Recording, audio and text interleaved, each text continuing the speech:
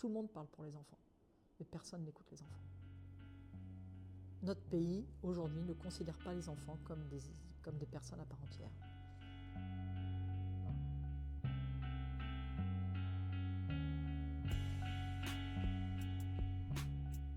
Imaginez quand vous avez été quand même toujours avec vos parents et qu'on vous jette dans une chambre avec 6 autres filles qui volent, qui frappent.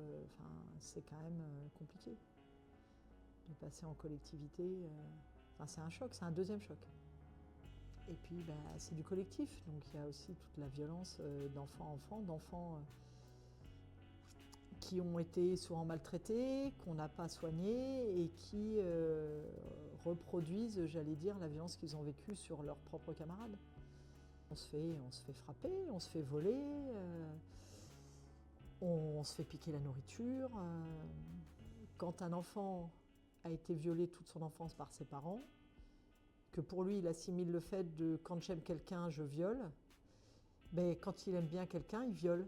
Là c'est pareil, quand tu as été battu par tes parents, que tu assimiles que quand on aime on bat, on bat les autres et les plus faibles. Donc j'en veux même pas en fait à ces enfants-là. J'en veux pas en fait. C'est parce qu'ils ont été comme moi, ils n'ont pas été traités, ils n'ont pas été accompagnés. Psychologiquement, c'est un drame de ne pas accompagner ces enfants aujourd'hui. De toute façon, c'est soit tu es tapé, soit tu tapes. C'est-à-dire à un moment, donc à la force de prendre des coups, tu fais pareil. Tu n'as pas le choix. Si c'est pas toi qui t'imposes, c'est les autres qui vont s'imposer à toi. Donc tu n'as pas le choix.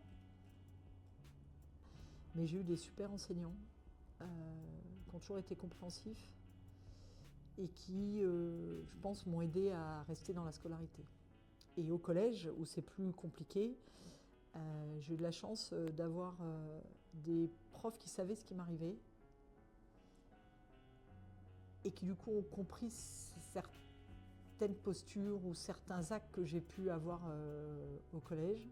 Mais j'ai eu cette chance d'avoir été convoquée chez un CPE sans qu'il me renvoie, qu'il me colle plutôt que me renvoyer. Je pense qu'aujourd'hui, j'aurais été renvoyée 40 fois. Vous savez, on parle souvent de stress post-traumatique. Moi, je ne pense pas avoir oublié, mais je pense avoir dissocié à un moment. C'est-à-dire mis de côté, essayer de ne pas regarder pour arriver à survivre. Tu ne peux pas survivre sinon. Il y a un moment, il y a des mécanismes psychiques de défense qui sont... et on le voit bien, avec tout ce qu'on dit actuellement sur les crimes sexuels faits aux enfants, et où les personnes le révèlent 20, 30 ans, 40 ans après parce qu'elles ont enfoui, tu es obligé. Il y a un moment, tu es obligé, sinon tu ne survis pas. C'est sûr. Mais après, ça explose. Il a fallu que j'attende d'avoir plus de 30 ans pour enfin faire les soins que j'aurais dû avoir quand j'en avais 9. Mais entre-temps, tu fais tout péter. J'ai tout fait péter à l'adolescence, j'ai tout fait péter au lycée, j'ai tout fait péter après. C'est une catastrophe. J'ai eu de la chance de ne pas me retrouver à la rue comme d'autres, parce que j'étais bonne à l'école, parce que j'ai eu des bons profs, parce que j'ai été accompagnée, parce que j'ai eu la chance aussi d'avoir des gens qui m'embauchent, qui ont évité que je coule. J'ai eu de la chance. J'ai eu de la chance. Tout le monde n'a pas cette chance. On le voit bien.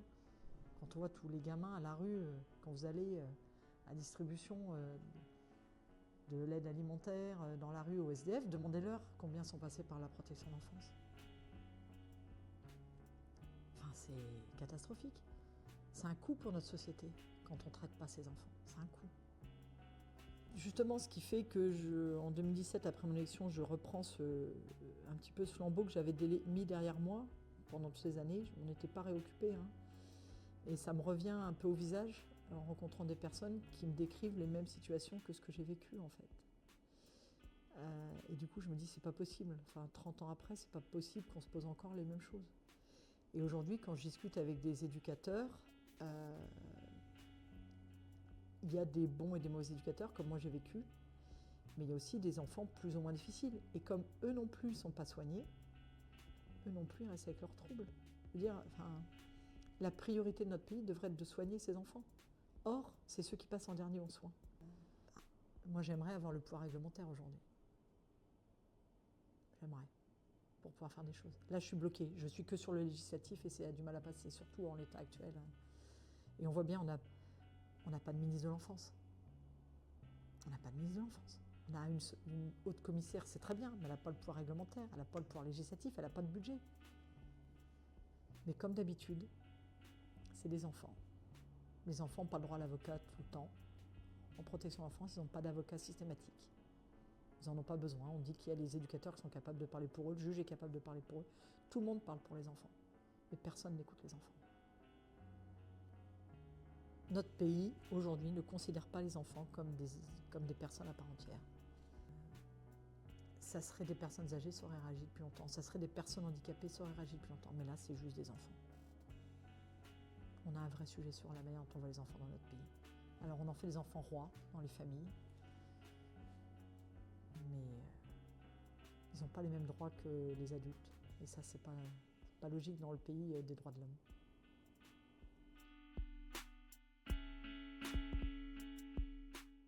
Accompagner les parents pour limiter les placements. Une fois que les enfants sont placés, prise en charge médicale, maintien des fratries. Pour moi, c'est une nécessité.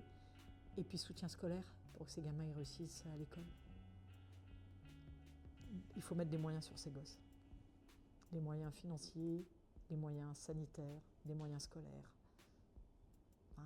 On doit accompagner ces enfants.